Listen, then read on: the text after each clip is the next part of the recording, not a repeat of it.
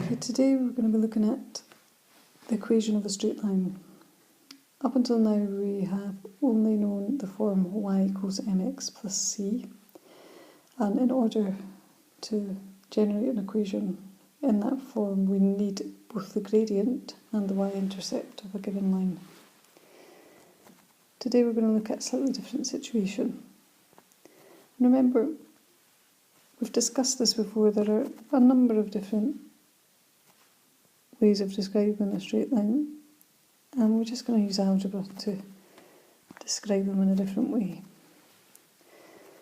So I'm going to imagine I have a line here. I've got 2 points on the line. One of them has coordinates AB and the other one has coordinates XY. If I wanted to calculate the gradient of this line, I'd be using the gradient formula, which is y2 minus y1. That's the change in vertical direction. In this case it's y minus b over x2 minus x1, the change in horizontal.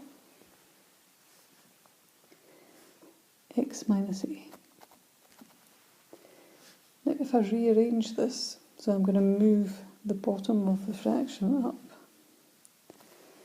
So this whole section here is going to move up beside the m, but at the same time I'm going to flip the whole thing around. So I'm going to have everything here go to the side.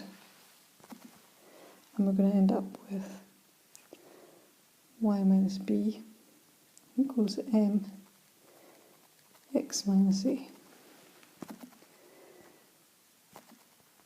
What this form enables us to do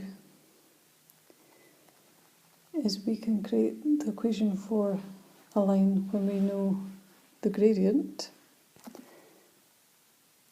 and any point on the line, as long as we know the coordinates a and b. We don't need to know the y-intercept, we just need a point on the line. It can be any point at all.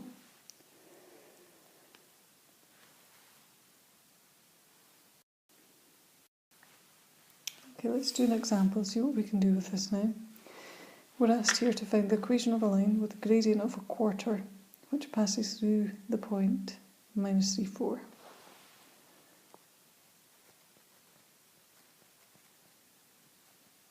I'm using a new formula, y minus b is mx minus a. The information that I know is my gradient is a quarter, my a is negative 3, and my b is 4. I'm going to substitute these in, then I'm going to try and rearrange it.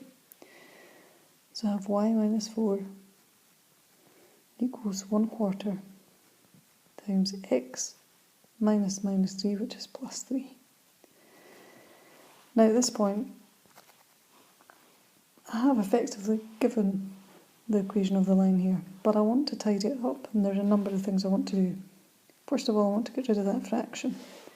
So I'm going to do that by multiplying the whole equation through by 4. I'm going to have 4y minus 16 equals x plus 3. So I've got rid of the fraction. I'm still not happy completely with the form. Ideally I want everything to be on one side of the equal sign and it to be equal to 0. I want everything to be on the left hand side, but I'm going to choose here to move this whole lot over beside the x so I can retain the positive x. So I'm going to have x minus 4y plus 16 plus 3. I'm going to tidy it up and I'm going to swap it round. So I'm going to end up with x minus 4y plus 19 equals 0.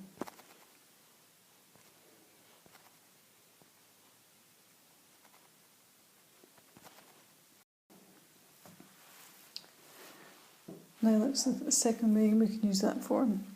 In the last example, we were given the gradient and a point, and we were able to substitute them in. This time what we're going to do is we're given 2 points. So first of all we're going to have to calculate the gradient. So the gradient of AB is going to be 2 minus 1 over 3 minus minus 2, which is 1/5.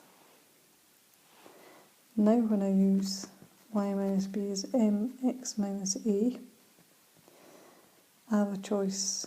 My gradient is 1/5, and I can either use a is 3 and b is 2, or a is minus 2 and b is 1. It doesn't matter which I use, I will get the same answer.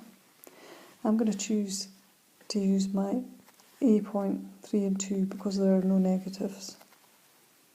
A few less negatives to worry about are a good thing.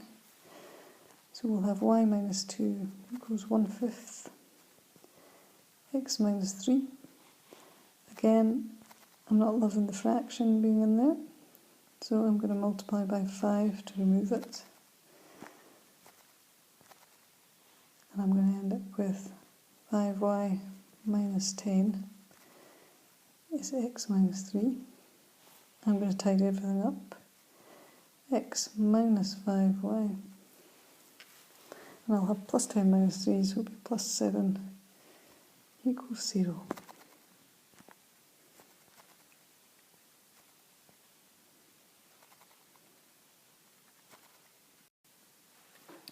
So there we've seen two examples.